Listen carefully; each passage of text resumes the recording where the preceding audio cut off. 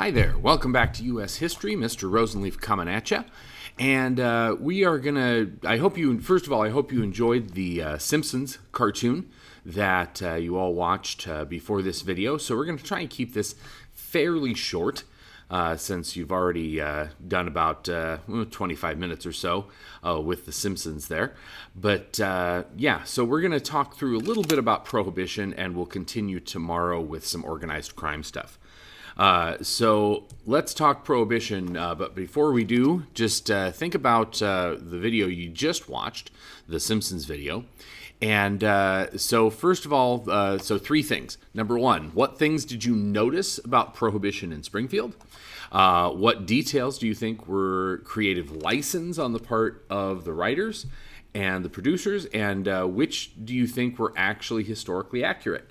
And then do you think a prohibition law would work better today or worse? And why do you think that? So take a minute, Mrs. Crawford, please pause the video and go ahead and talk through that.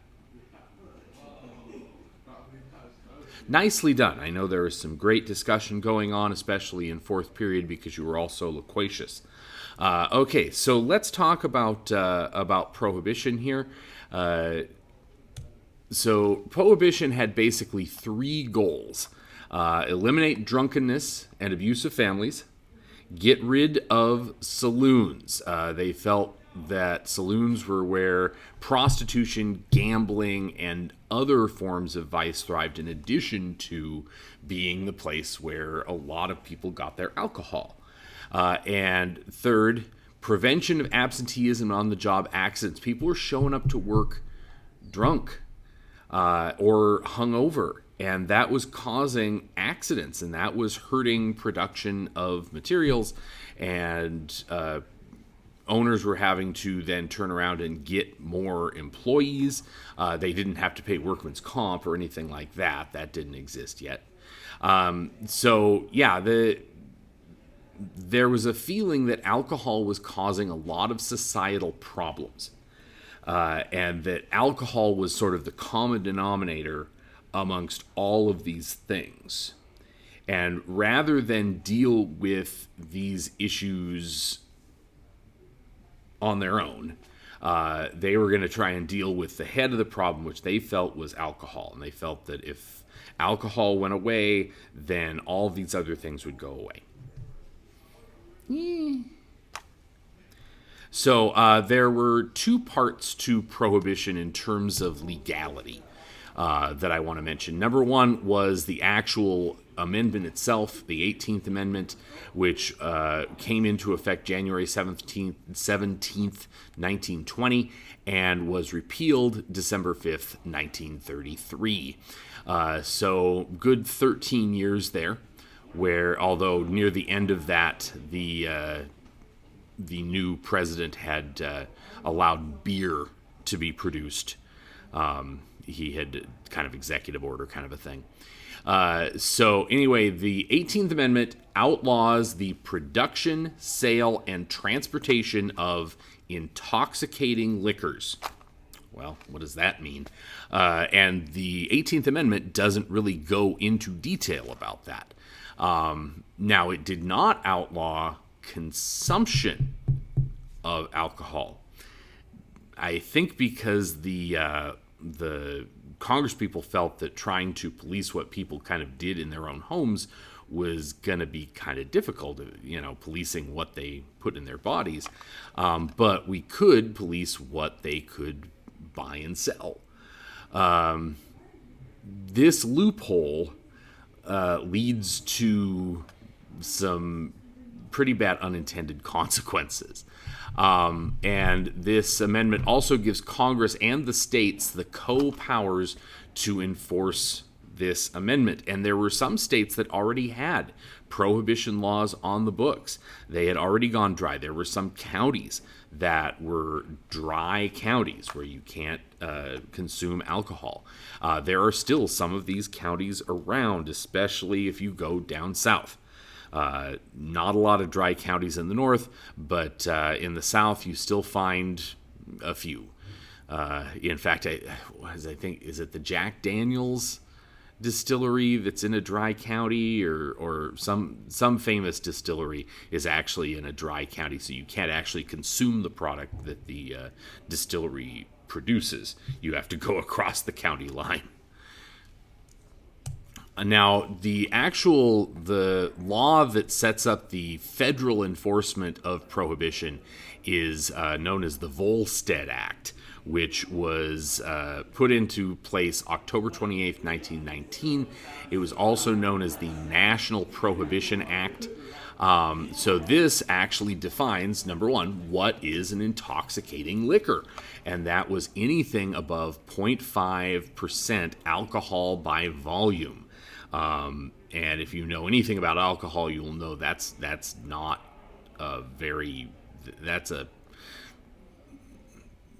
not a lot. I guess we'll say that. The act made manufacturing, selling, transporting, importing, exporting, delivering, furnishing, or possessing such beverages illegal. So it actually expands upon what was in the amendment. But, again, consumption, not illegal. So if you could get your hands on it, you could consume it and actually not be breaking any laws, except, of course, you probably bought it, sold it, had it delivered. I mean, you could be violating other parts of that. And it sets up the oddest thing. There was no FBI really yet at this point. That it's evolving. And so Congress establishes the IRS as the enforcing agency for this law. The IRS wasn't really a law enforcement agency beyond, hey, pay your taxes. So they actually have to set up a whole division within the IRS and the Treasury Department that is all about enforcing prohibition. This is where you get, Elliot Ness and those people. But yeah. Oh, by the way, the Volstead Act was named after the chairman of the House Judiciary Committee who sponsored the bill. His name was Andrew Volstead. So that's why it's called the Volstead Act. So economically, in talking in economic terms, prohibition deals with what's called the supply side. It basically says, okay, you can't buy or sell this stuff. You can't import it and export it. It's not dealing with people's demand for alcohol. And that demand really didn't go away. Now, there were some states and some places that were more obedient to this law than others. You have places like Kansas who were apparently like 95% obedient to prohibition. And there were places like New York that were apparently about 5% obedient to the law. Just depended on kind of where you lived. Montana was not particularly obedient to prohibition. Great Falls, up just north of here, we have a road called Bootlegger Trail. Many of you have probably been up there, probably have friends that live on Bootlegger Trail. Why do you think we named it Bootlegger Trail? Well, bootleggers were people that would either bring in illegal alcohol from places like Canada, or if you're in the South, like Mexico, or would produce it and distribute it. So Bootlegger Trail was one of their routes to bring alcohol into Great Falls. You also had, I used to live in Black Eagle, and if you go towards the golf course past 3D and Borey's, you pass by this little, canyon-looking thing. That's a coulee. And there were stills up and down that coulee. I used to live right at the end of that coulee, and there were stills apparently during Prohibition just up and down that thing, producing alcohol even after the lady that had died and made my house available apparently used to produce the best potato liquor in anywhere. And when we bought the house, the day we closed, the house was in control of the Catholic church that's no longer a Catholic church over there. And the priest from that church was seen leaving the house with 2 armfuls of potato liquor, wiped it out. All we found was she made this god awful choke cherry wine that actually I poured a bottle out in the middle of winter in our yard, and I swear to you, grass would not grow there for about 4 years. After I had poured that out there was this big ring of no grass growing. It was insane. Anyway, so the people that were often the worst offenders of prohibition were the ones who were government officials, who outwardly, during on the campaign trail, were saying, "Oh, we think prohibition is this grand experiment and we love it," and then in their offices they had wine, they had liquor. There was actually a guy whose job it was to supply Congress with liquor. He would just go around and he had a cart and he would just give at a huge fee. I mean, incidentally, they paid, but they hid it as office expenses and things like that. And he would go around and supply congressmen with liquor. And he could get anywhere in the Capitol, and he had carte blanche, basically, to go anywhere in the Capitol. Can you imagine that today? You know, you have to pass through 5 metal detectors and have an appointment and all this jazz to get into your congressman's office. And back then, this guy could just go wherever he wanted. Basically, if you really wanted to drink, you could find a way to drink. One of the groups that was very, very obedient and very supportive of prohibition was the KKK. And this is one of those things, if you're in league with the KKK, how far really have you strayed? If the KKK is like, yeah, this is great, that should be a big red flag. Danger, Will Robinson, danger. You would often see pictures like this of authorities breaking up. I mean, this is a big still operation that authorities are breaking up, and they would take these pictures. Oh, we are enforcing prohibition. We are cracking down. But then at the end, after the cameras go away, lots of the cops would take bottles of liquor with them. Because a lot of folks thought that, okay, other people need prohibition. We don't need prohibition. Other people do. So it's okay if we violate prohibition because we don't need it. But these other people, yeah, they need it. They have a problem.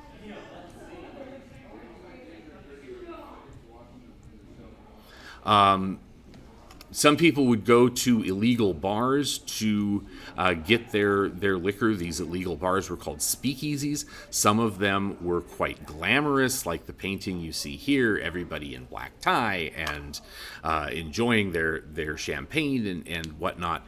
Or they were seedy dives. They were literally like in people's back rooms. They were maybe former bars that had transitioned. I mean, think about Moe's. That Moe ran a pet shop, but he was actually running his bar.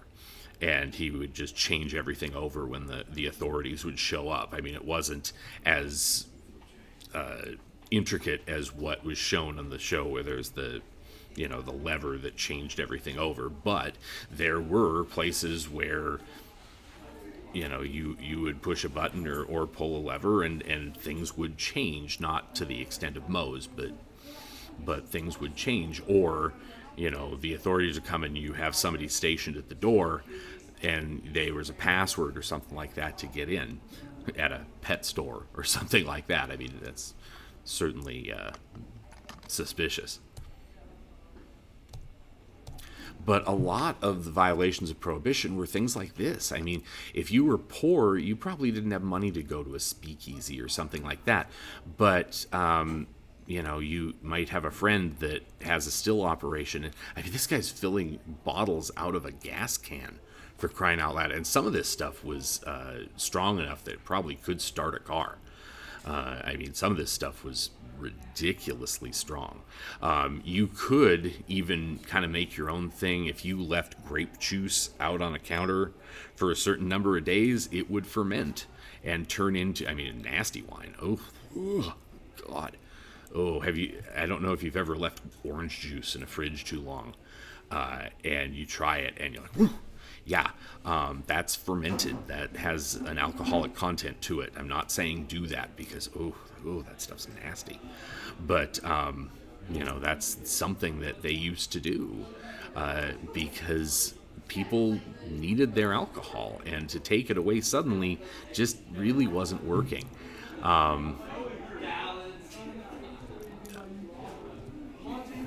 And just another shot of, I mean, again, they're pouring I think that's beer into a storm sewer, into a sewer drain.